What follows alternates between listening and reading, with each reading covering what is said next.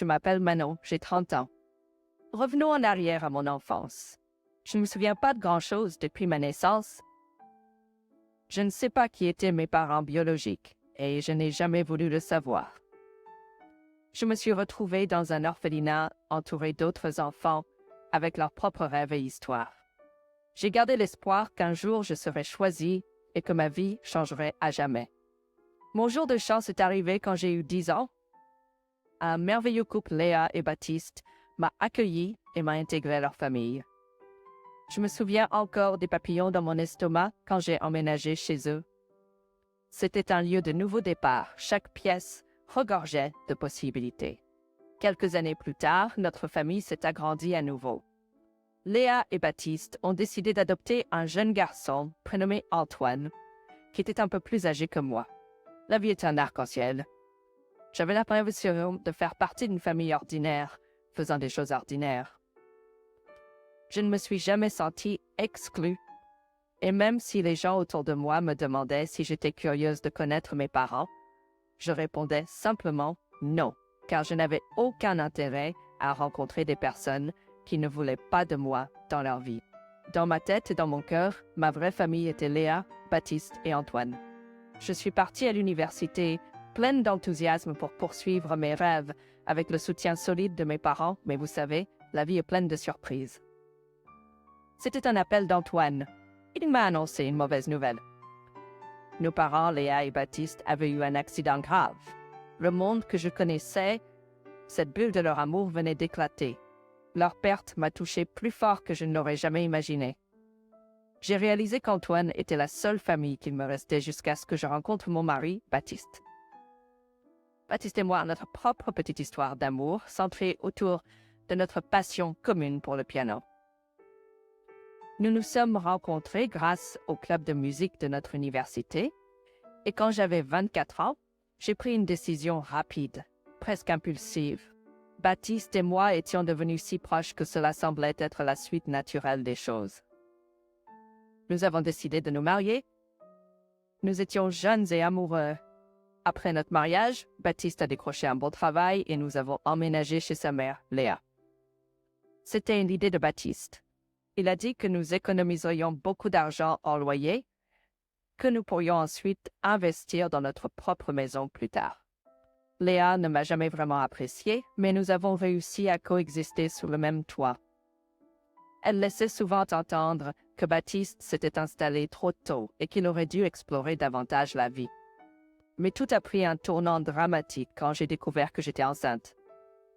Baptiste semblait heureux quand je lui ai annoncé la nouvelle, mais je ne peux pas en dire autant de Léa. Léa, il y a quelque chose que nous voulons te dire. Nous allons avoir un bébé. Un bébé? Vous allez avoir un bébé? Oui. Un bébé? Tu vas avoir un bébé? Oui, maman, tu vas enfin être grand-mère. Nous sommes vraiment excités à ce sujet. Excité? C'est incroyable. Tu n'as même pas ton propre endroit, et maintenant, tu vas apporter un enfant dans ce monde? Nous avons du mal à payer les factures dans cette maison. Bon sang. Maman, ne t'inquiète pas. Nous déménageons au pays. Nous ne prendrons plus ta place. Tu sais, Baptiste, avant que Manon n'entre dans ta vie, tu étais un brillant étudiant avec tellement de potentiel. Tu avais des rêves, des objectifs et un avenir devant toi. Mais maintenant, tu vas être papa et ta vie a été bouleversée. Maman, c'est pas si simple. J'ai toujours des rêves et je ne les abandonne pas. Mes priorités ont un peu changé. Est-ce quelle priorité, Baptiste? On dirait que tu m'as complètement oublié. Je t'ai élevé quand ton père nous a quittés. Tu as amené cette femme dans ma maison, une femme dont les propres parents ne voulaient pas. Et que s'est-il passé avec ceux qui ont finalement décidé de l'accueillir? La malchance les a suivis. Elle gâche tout ce qu'elle touche. Bérénice, pourquoi tu dis autant de choses sur moi? J'ai toujours été gentille avec toi. Je voulais que tu m'acceptes comme faisant partie de cette famille, mais il semble que tu sois déterminée à voir le pire en moi.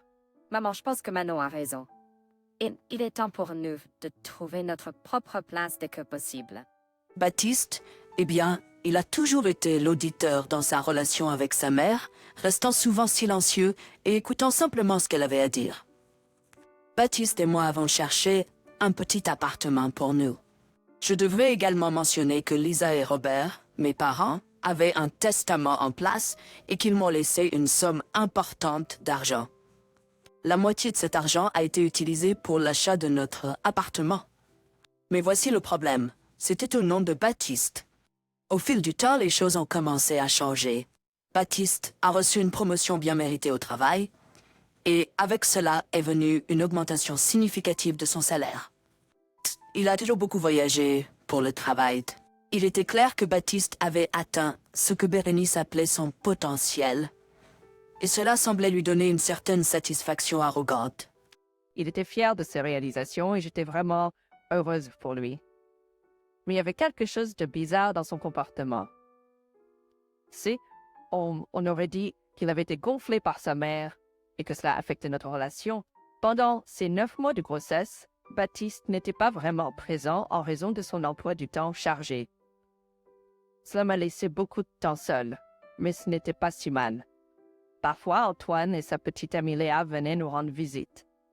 Léa et moi nous sommes bien entendus et nous avons passé de fantastiques soirées entre filles. Nous regardions des films ringards, nous nous gâtions avec mes... Antoine, je suis reconnaissante de ton soutien, mais j'espère toujours que Baptiste reviendra à la raison un jour. Après tout, il est le père de Roxy, et malgré tout, je ne veux pas abandonner cette possibilité. Je ne l'ai jamais vraiment aimé, tu sais. Dès le début, il ne semblait pas être fait pour toi. Tout est allé si vite et si soudainement. Laisse-la tranquille, mon chéri. Elle vient juste de rentrer de l'hôpital. Je sais que tu as toujours été là pour moi, Antoine.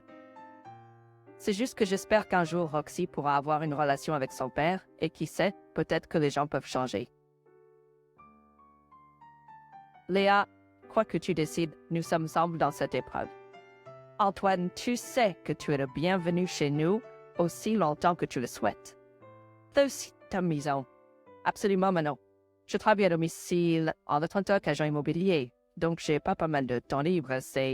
Nous pouvons tous nous occuper de Roxy ensemble. Vous deux, je ne sais même pas comment vous remercier. J'ai perdu et vous m'avez sauvé. Je pense que je peux dire que c'est là où je dois être en ce moment. Alors voilà, cette discussion avec Antoine et Léa remonte à il y a 4 ans. Le temps a passé et beaucoup de choses se sont passées depuis. 1 an plus tard, Baptiste m'a demandé le divorce. Il avait rencontré quelqu'un d'autre et il semblait n'avoir pas du tout changé. Ça m'a fait mal, surtout pour Roxy. Il ne semblait pas beaucoup se soucier de sa propre fille, ce qui était déchirant. Mais la vie avait d'autres plans pour moi. J'ai décidé de me concentrer sur d'autres choses dans la vie. Je ne voulais pas recommencer à sortir avec quelqu'un ou me laisser prendre dans tout ce drame. J'avais un diplôme en commerce et il était temps de l'utiliser. Et j'ai vendu l'appartement que j'ai obtenu en pension alimentaire et j'ai utilisé les fonds pour lancer mon entreprise. On avance rapidement jusqu'à maintenant et je m'en sors plutôt bien. Bon, laissez-moi être honnête, j'ai été bénie au-delà des mots. Mon petit commerce s'est avéré être un grand succès. Avec ma nouvelle sécurité financière, j'ai pu acheter une belle maison dans le même quartier qu'Antoine et Léa. En parlant de ces 2 tourtereaux, ils se sont également mariés au cours de ces 4 dernières années. Vous devez vous demander ce qui est arrivé à Baptiste et Bérénice, n'est-ce pas? Moi aussi. Je veux dire, est-ce que Baptiste s'est simplement envolé vers le coucher du soleil avec l'amour de sa vie et a vécu heureux pour toujours? J'avais toutes ces questions qui tourbillonnaient dans ma tête et, honnêtement, je n'ai jamais eu de véritable clôture du passé. Mais il y a environ 2 mois, mon téléphone a sonné et c'était un appel qui a tout changé. C'est changé.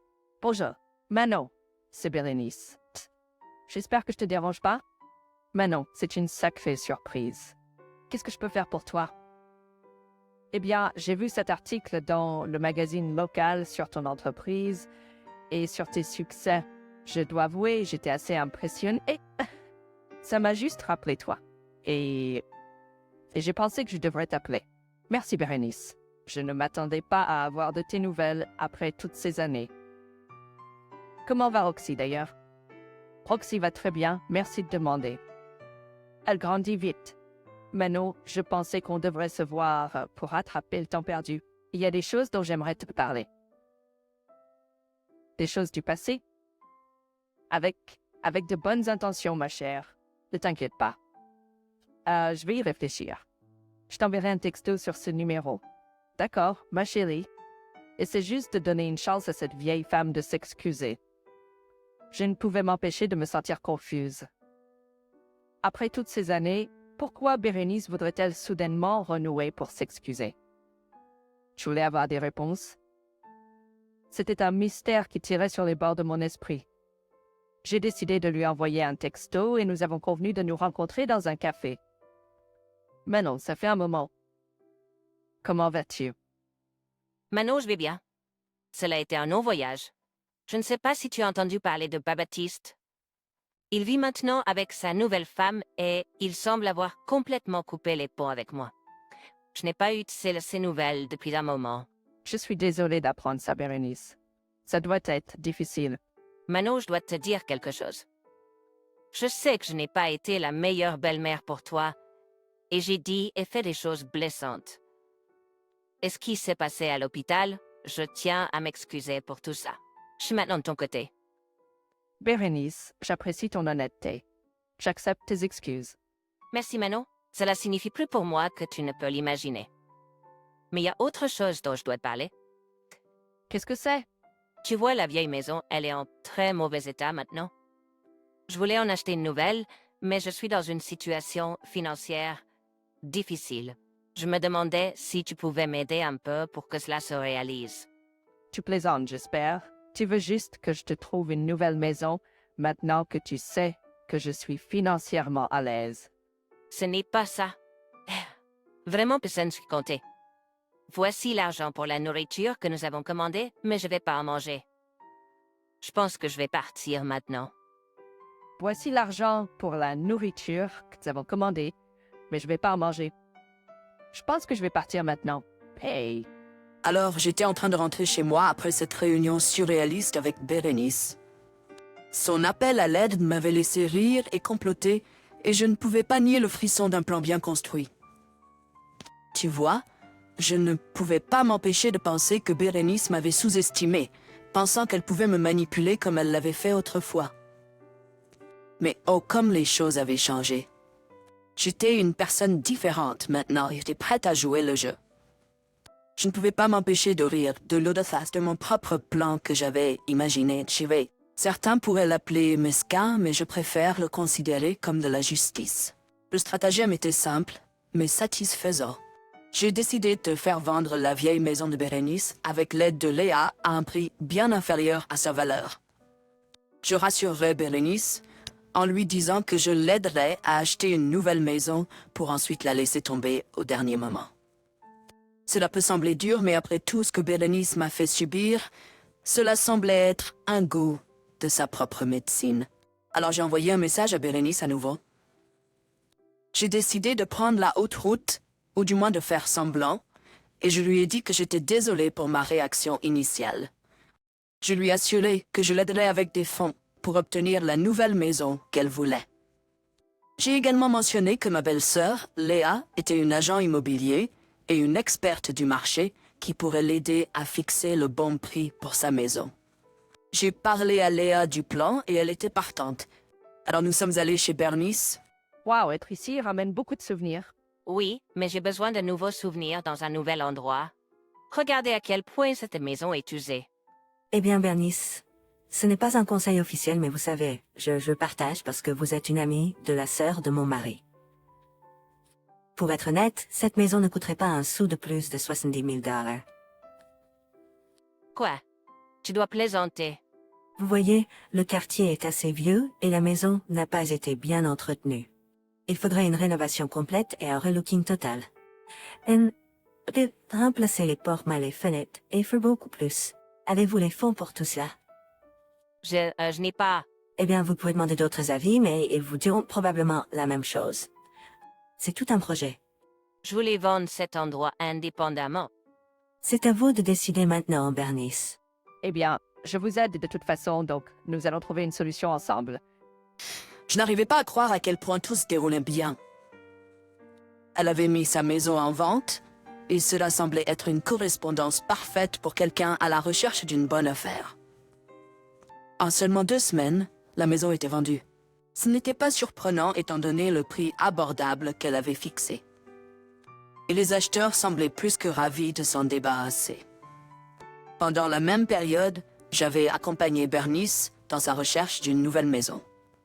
L'audace de tout cela était assez amusante. Chercher des maisons dans des quartiers chics. Pendant la même période, j'avais accompagné Bernice dans sa recherche d'une nouvelle maison. L'audace de tout cela était assez amusante.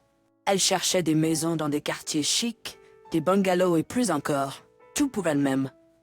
Il était évident que sa confiance était en hausse. Nous étions finances et j'ai joué à la perfection.